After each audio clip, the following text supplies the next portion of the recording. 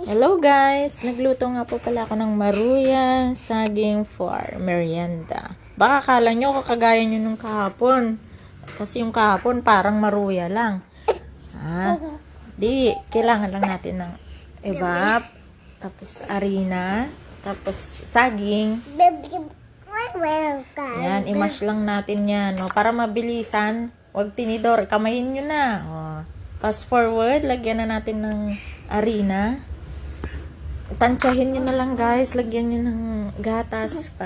Kung gusto nyo, asukal na lang pag walang ganyan, evap na gatas. So, lagyan nyo ng tubig kung alam nyo medyo dry siya. Yan, hanggang sa lumapot. Ayan. Tapos, salang nyo na yung kawali. Pag mainit na, pwede nyo nang prituhin. Ayan. Pasensyahan nyo na yung kawali guys. Lagi yan ang gamit ko. Purang lola nyo guys. Kaya walang pambili. Char. Ayan. Wat was er daar, man?